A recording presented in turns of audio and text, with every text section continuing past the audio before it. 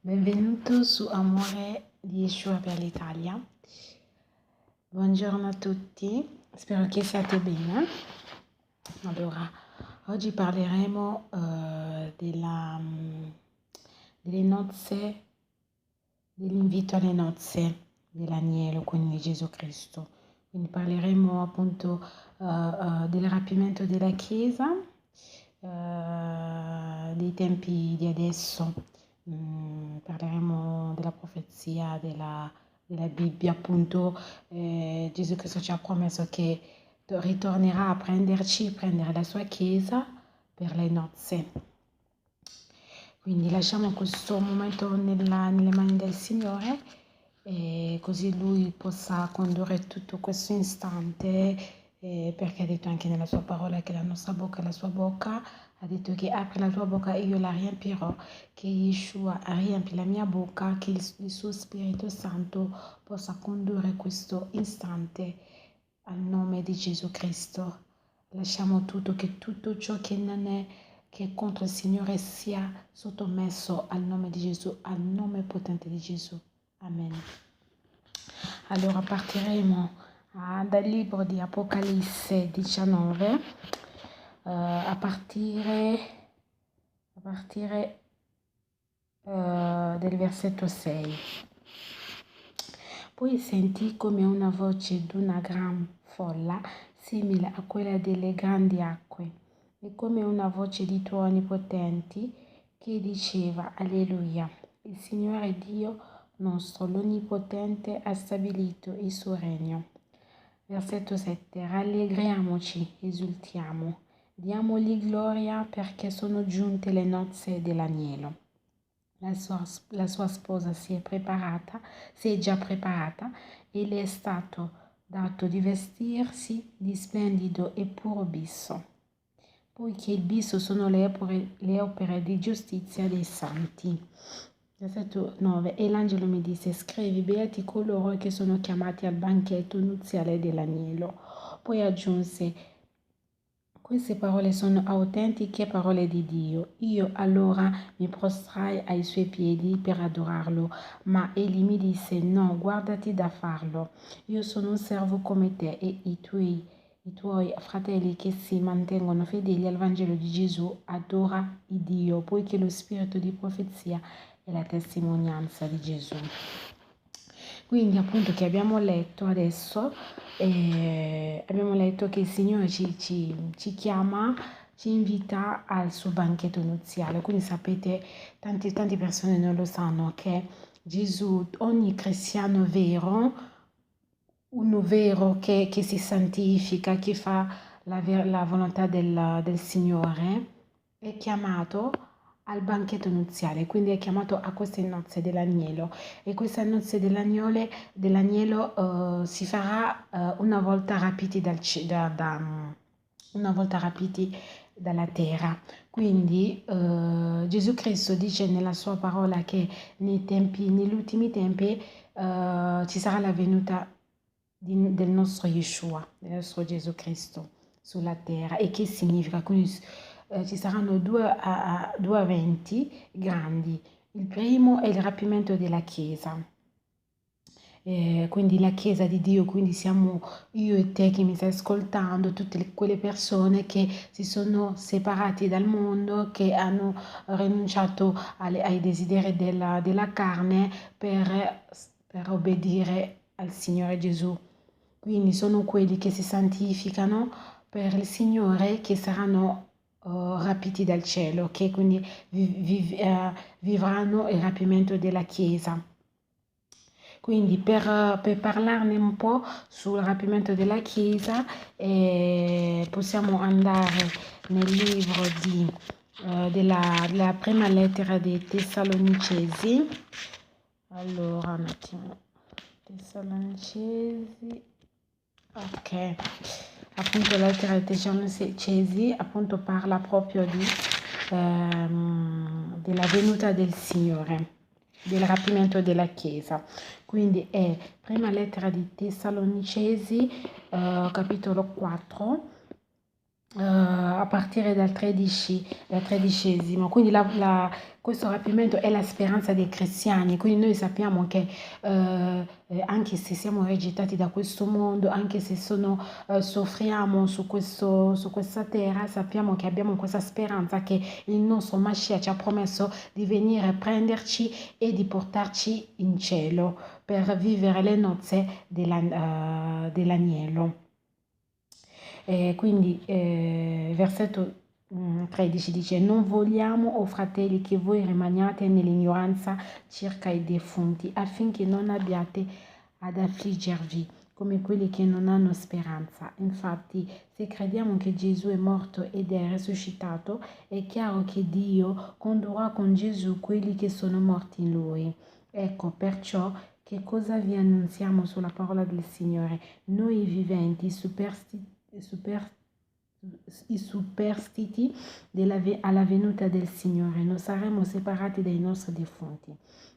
Versetto 16. Poiché il Signore stesso, al segnale dato, alla voce dell'arcangelo e alla tromba di Dio, scenderà dal cielo, e prima risorgeranno i morti in Cristo, poi noi viventi, i superstiti, assieme ad essi saremo rapiti sulle nubi in cielo verso il Signore. Così saremo sempre con il Signore. Consolatevi dunque scambievolmente con queste parole. Quindi io appunto che abbiamo appena letto, il Signore ritornerà con una voce d'arcangelo, con una tromba di Dio, quindi scenderà dal cielo per rapire la sua chiesa. Prima di rapire la chiesa, quindi le persone che saranno viventi sulla terra sentiranno questa voce dell'arcangelo, e le prime persone a essere portate via sono le persone che sono morte in Cristo Gesù, che sono le persone che erano già morte in Cristo Gesù e quindi stavano in riposo. Quelle persone saranno risuscitate per prime, poi le persone viventi sulla terra, e quindi saranno rapiti. Queste persone che saranno rapiti dalla terra e saranno portati nelle nubi, quindi saranno portati verso il cielo, e quindi dopodiché sarà un disastro sulla terra, un caos sulla terra, perché la Chiesa del Signore non ci sarà più.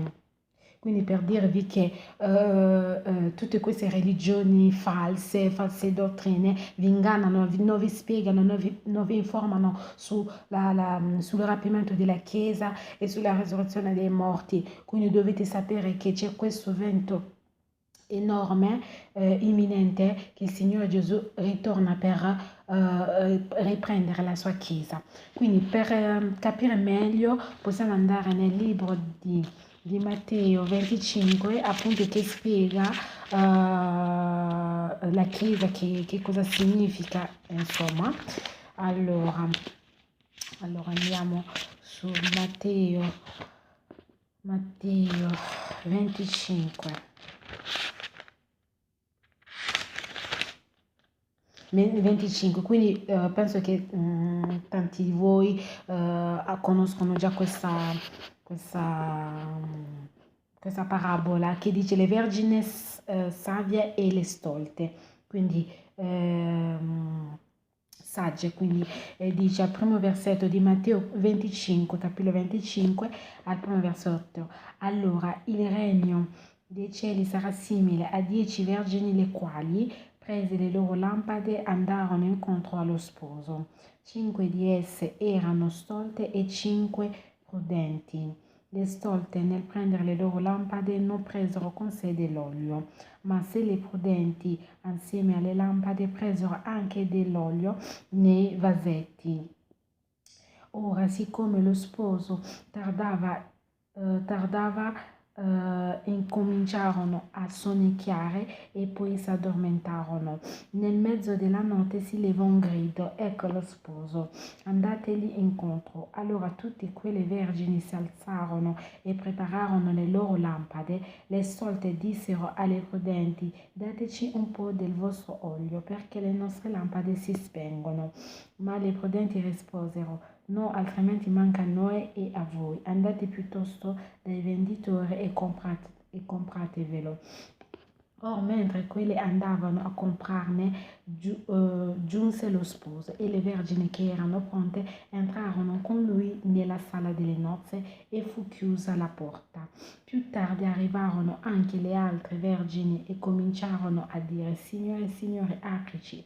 Ma egli rispose: In verità vi dico, non vi conosco. Vegliate dunque perché non saprete né il giorno né l'ora. Vedete, quindi questa parabola delle 10 vergini ci insegna molto del ritorno imminente di Gesù, quindi del rapimento della Chiesa. Quindi sapete che Gesù ci ha promesso che ritornerà, però non sappiamo né il giorno né l'ora né quando, non sappiamo. Quindi sarà un giorno come un ladro che viene a rubare in una casa. Quindi sarà così. Quindi questa parabola ci dà l'immagine delle 10 vergini, quindi sono le vergini simboleggia la Chiesa.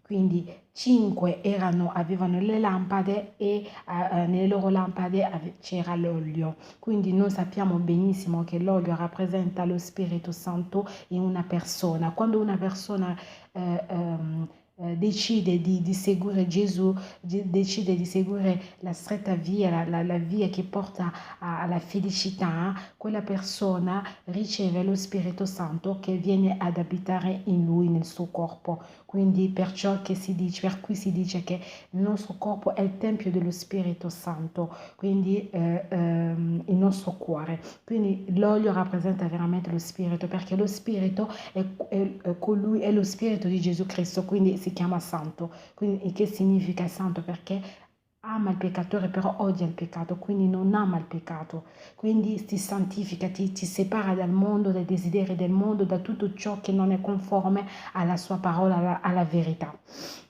Quindi poi abbiamo letto anche che nelle 10 vergini c'erano 5 che avevano le lampade però non avevano l'olio. Quindi che significa?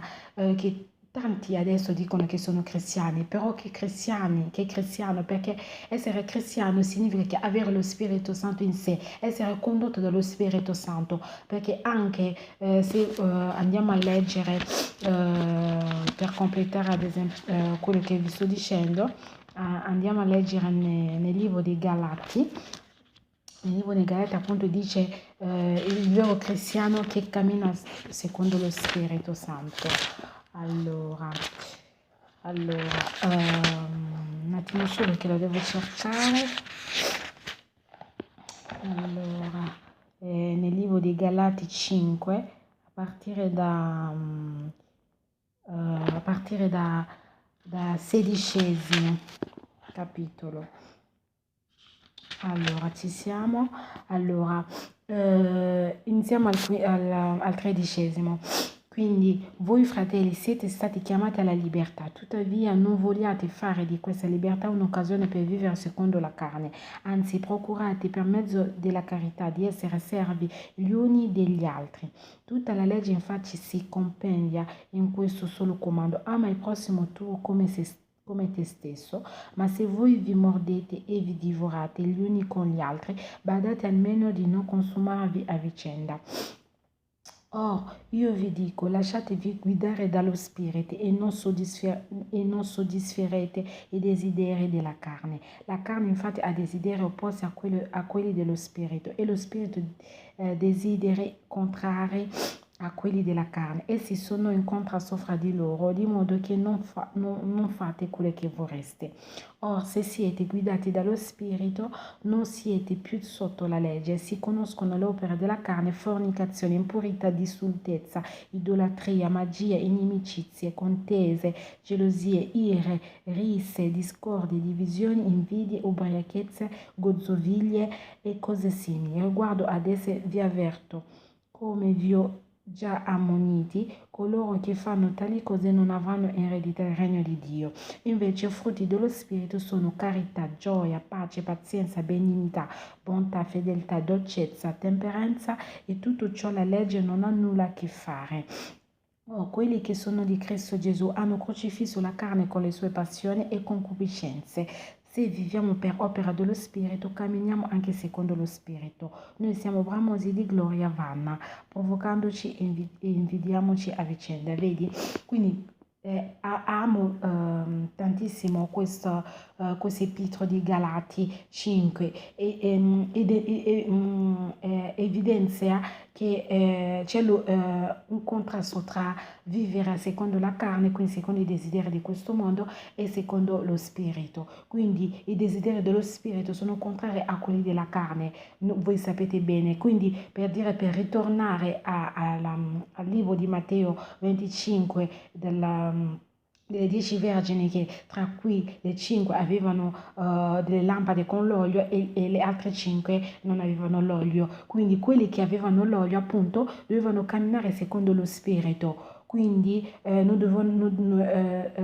non soddisfare i desideri della carne, adesso tanti parlano di Gesù, parlano che alcuni si denominano che sono cattolici, evangelisti. No, il vero cristiano è l'adoratore in spirito e in verità, è colui che sacrifica la sua volontà per fare la volontà della persona che l'ha mandato, quindi il Signore Gesù.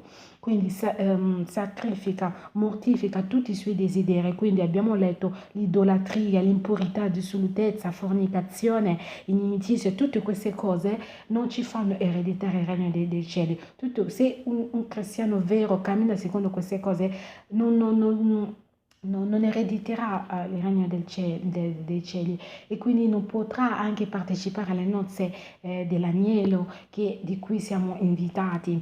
Quindi ragazzi, vi invitiamo veramente alla santità. La santità significa separarsi dal mondo, accettare Gesù Cristo come il suo unico salvatore della sua anima, di vivere secondo la sua parola, di conformarsi secondo la sua parola, di fare pace. È il tempo di fare pace con il Signore Gesù Cristo, perché Lui ha detto nella sua parola: è Lui la verità, il cammino e la via. Nessuno può venire a Lui, nessuno può solo venire a Lui. Quindi è l'unico, non esistono altri Dio al di sopra del nostro Dio. È l'unico, è uno, non è tre, oppure come si dicono che la Trinità, Spirito, no. Spirito Santo è lo Spirito di Gesù Cristo, quindi è un'unica persona, una sola persona. Quindi esiste solo una sola fede, un solo Dio. Quindi veramente noi sappiamo l'ora, quindi il rapimento della Chiesa veramente è biblico, quindi c'è scritto nella Bibbia. Quindi perché tante persone, soprattutto i cattolici, quelli che si dicono cattolici, non sanno, perché in quella falsa dottrina non parlano di queste verità, non parlano che Gesù Cristo sta tornando per prendere la sua Chiesa, e quindi quella Chiesa si deve santificare, deve essere una Chiesa santa, pura, senza peccato, senza una macchia. Quindi quella Chiesa veritiera è perseguitata, è rigettata, è incompresa, è nella sofferenza, non è nella lussuria oppure nella gloria di questo mondo, e vuole fare solo la volontà del Signore. Solo quelle persone che si mettono da parte per il Signore che erediteranno il regno dei cieli. E quindi appunto andiamo, proseguiamo sempre nel rapimento della Chiesa. Appunto possiamo andare nel libro di Luca 17, appunto, che proprio fa vedere come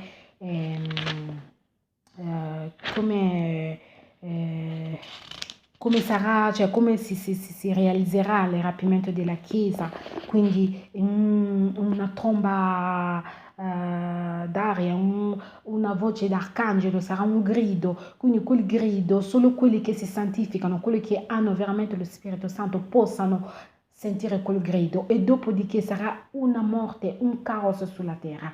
Ci sarà la grande tribolazione che spiega Apocalisse. Poi nei prossimi video, nei prossimi episodi ne parleremo, perché il Signore mi ha messo veramente a cuore di parlarvi di questi due imminenti eventi che arriveranno, perché tante persone non lo sanno, pensano che sia una cosa così, cioè che non esiste veramente, c'è la vita dopo la morte, esiste veramente, è una realtà. Gesù Cristo sta ritornando sulla terra, è una realtà, fratelli miei, è una realtà, quindi ci dobbiamo svegliare, le persone che sono nel peccato, è ora di abbandonare il peccato, di venire a Gesù, di fare la pace a Lui, perché poi sarà troppo tardi.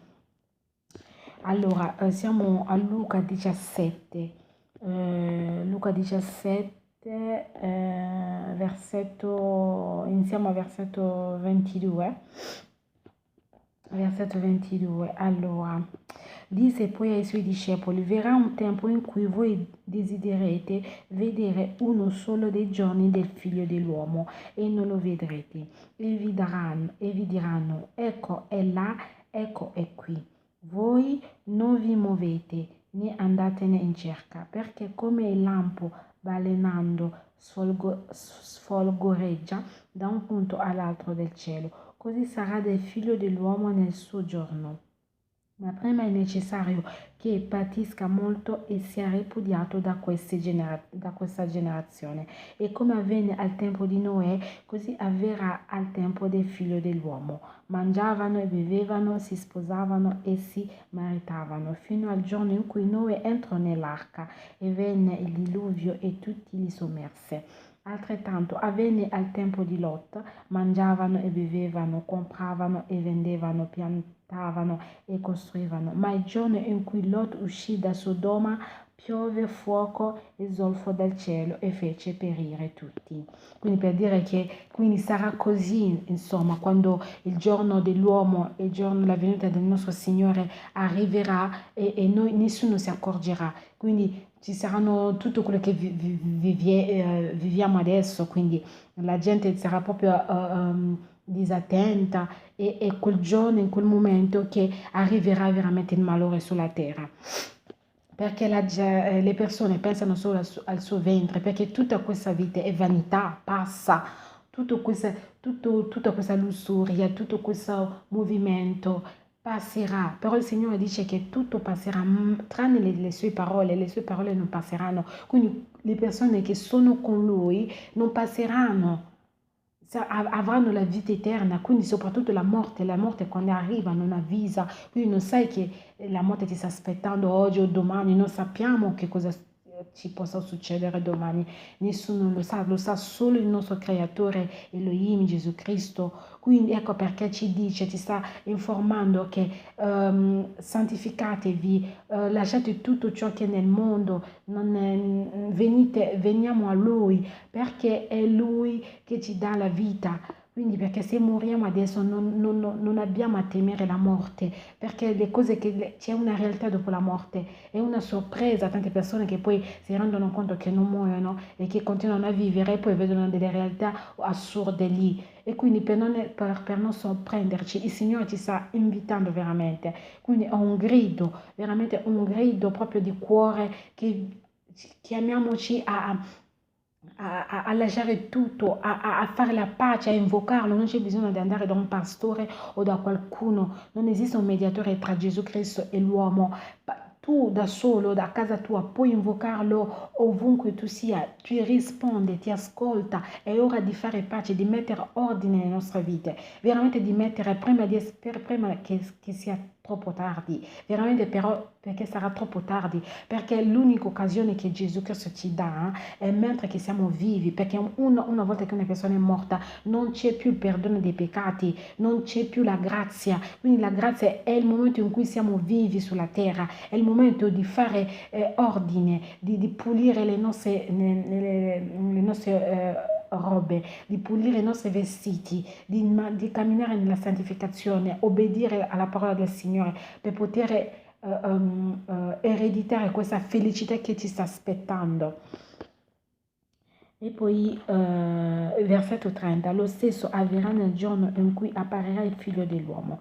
In quel giorno chi sarà sulla terrazza e avrà la sua roba in casa non scenda per prenderla, come pure chi si troverà nei campi non ritorni indietro. Ricordatevi della moglie di Lot. Chi cercherà di salvare la sua vita la perderà e chi la perderà la conserverà. Io vi dico, in quella notte due saranno sul medesimo letto, uno sarà tolto e l'altro sarà lasciato. Due donne saranno a macinare insieme, l'una sarà presa e l'altra lasciata. Gli domandarono, dove, o Signore? Egli rispose, dove sarà il corpo, là pure si raduneranno le aquile. Vedi? Quindi ci sta veramente evidenziando che ci saranno due persone in una casa, uno sarà presa, sarà e l'altra rimane. Quindi significa che il giorno del rapimento sarà veramente come una guerra, sarà un giorno imminente che ne parleranno anche nelle tv, è un disastro perché tante persone perderanno i loro cari, quindi quei cari saranno rapiti dal cielo, dal Signore, perché la profezia si compierà. Quindi è una cosa certa, è una profezia certa che si compierà il suo tempo. Quindi così che si voglia negare l'esistenza o non si compierà. Quindi vi informo che c'è il rapimento della Chiesa, sta arrivando, che Gesù Cristo ritornerà a prendere la sua Chiesa. E quando prenderà la sua Chiesa, sulla terra ci sarà una grande tribolazione. E andiamo a leggere appunto la grande tribolazione nell'Apocalisse 19. Nell'Apocalisse 19 infatti l'abbiamo letto come primo versetto. Il primo versetto l'abbiamo letto e poi un attimo solo,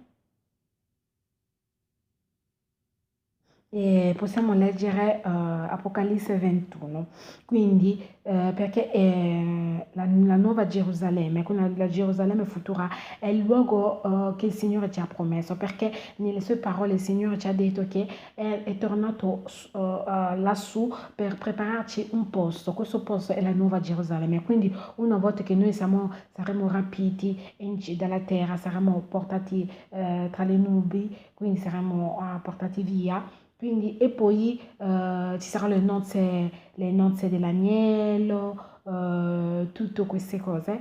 E quindi poi ci sarà la nuova Gerusalemme, appunto, che è appunto l'Apocalisse 21 dice, possiamo leggerlo, e quindi dice, poi vidi un cielo nuovo e una terra nuova, perché il primo cielo e la prima terra erano spariti e il mare non esiste più. Allora vidi la città santa, la nuova Gerusalemme, che scendeva dal cielo da presso Dio, pronta come una sposa abbigliata per il suo sposo. E udì venire dal trono una grande voce che diceva, ecco il tabernacolo di Dio fra gli uomini. Egli abiterà con loro, essi saranno il suo popolo, e Dio stesso dimorerà con gli uomini. Egli asciugherà ogni lacrima dai loro occhi, e non vi sarà più morte, né lutto, né grido, né pena esisterà più. Perché il primo mondo è sparito, e colui che sedeva sul trono disse, ecco io faccio nuove tutte le cose. Poi mi disse, scrivi perché queste parole sono fedeli e veraci. Quindi continuò, sono compiute, io sono l'alfa e l'omega, il principio e la fine. A chi ha sete io darò gratuitamente del fonte dell'acqua della vita. Il vincitore erediterà queste cose. Io gli sarò Dio e egli mi sarà figlio. Ma per i vili, i rinnegati, i depravati, gli omicidi, i fornicatori, i benefici, gli idolatri e tutti i bugiardi, la loro sorte è nello stagno ardente di fuoco e di zolfo, cioè la seconda morte. Quindi qui stavo dicendo, veramente esiste, c'è la seconda morte, quindi è quello luogo che il Signore ha preparato per tutte le persone che l'hanno rigettato durante la loro vita sulla terra. Quindi tu che rinneghi la vita, ignori l'esistenza di Gesù Cristo, tu che dici che ecco faccio la mia bella vita così, tanto non esiste il Signore, tanto non c'è la vita dopo la morte, si muore una sola volta, si sparisce, non c'è nulla, sappi che c'è la vita dopo la morte. Se tu muori senza Gesù Cristo, ti ritroverai nello stagno ardente di fuoco e di zolfo, dove ci sono i tormenti in eterni. Sappilo tu che non lo sai. Vai a leggere Apocalisse dal 19 capitolo al 21 capitolo. Poi proseguiamo. Poi uno di questi 7 angeli che avevano le 7 coppe piene delle ultime piaghe si avvicinò a me e mi disse: Vieni, ti mostrerò la sposa, la consorte dell'agnello. E mi trasportò in spirito sopra un monte grande ed eccelso e mi mostrò la città santa Gerusalemme che scendeva dal cielo da presso Dio, nella gloria stessa di Dio. Lo splendore di lei era simile a pietra assai preziosa, come diasporo cristallino, aveva un muro grande e vabbè, qua il Signore sta definendo come è costruita la nuova Gerusalemme, quindi la nostra speranza. Quindi poi nei prossimi capitoli ne parleremo. Quindi per finire vogliamo leggere nel libro di Matteo 22. Matteo 22, nel libro di Matteo appunto 22 si parla veramente delle nozze, dell'invito. Quindi il primo versetto: Gesù prese di nuovo a parlare in parabole e disse loro: il regno dei cieli è simile ad un re, il quale fece un festino di nozze a suo figlio. Egli mandò i suoi servi a chiamare gli invitati, ma questi non vollero venire. Mandò ancora altri servi dicendo: dite agli invitati, ecco il mio convito è già pronto. Si sono ammazzati i buoi e gli animali ingrassati e tutto è pronto. Venite alle nozze. Ma quelli non se ne curarono e se ne andarono, chi al suo campo, chi ai suoi affari. Altri poi, presi i servi, li oltraggiarono e li uccisero. Allora il re, pieno di ira, mandò le sue milizie, fece sterminare quegli omicidi e bruciare la loro città.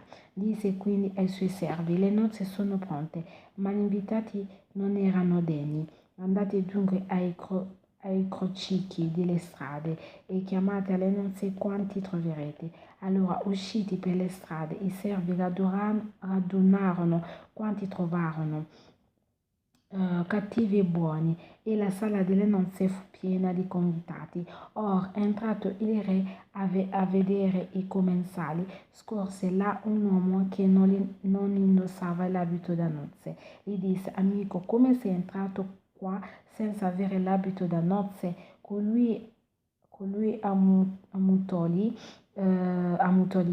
Allora il re disse ai servi: legatelo mani e piedi e gettatelo fuori nel buio. Ivi sarà pianto e stridor dei denti, perché molti sono chiamati ma pochi li eletti. Vedi, leggendo questo passaggio ci fa capire che il Signore sta chiamando tutti, quindi tutti noi che siamo buoni o cattivi, siamo tutti invitati alle nozze. Quindi per partecipare a quelle nozze, al banchetto, quindi dobbiamo vestirci di questo abito, dell'abito di nozze. Quindi, come abbiamo appunto letto, se avete seguito dall'inizio, che nel libro di Apocalisse 19 appunto ci dice che la Chiesa, quelle persone, quindi l'insieme di persone che formano la Chiesa, avevano un abito di lino puro, di bisso, quindi un abito puro, quindi che rappresentavano le opere dei santi, quindi di quelle persone che hanno vissuto sulla terra. Quindi che significa? Se non hai quell'abito non puoi partecipare, quindi non puoi neanche ereditare il regno dei cieli. Quindi ecco perché ci dobbiamo veramente santificare, veramente ci dobbiamo santificare tantissimo, quindi togliere tutte impurità, come abbiamo letto nei Galati, tutto, che perché Gesù è santo, quindi per partecipare a quelle nozze, quindi dobbiamo indossare quell'abito, quindi che significa la santificazione, ci dobbiamo santificare, ci dobbiamo allontanare dall'impurità, dal male, perché il Signore odia il male, non ama il male, tutto ciò che è male noi ci dobbiamo allontanare. Quindi dobbiamo fare la pace con Lui, invocandolo nelle nostre case, ovunque noi siamo, di fare la pace con quella persona e Lui si rivela alle persone che lo invocano. Ha detto nella sua parola: invocatemi e io vi salverò. Quindi ha detto: credi a me e sarai salvato tu e la tua famiglia. Quindi il credere non è soltanto credere che Gesù Cristo esista, il credere significa che mettere la sua parola in pratica, quindi odiare il peccato, separarsi dal peccato, da tutto ciò che non è conforme nella parola. Questo significa.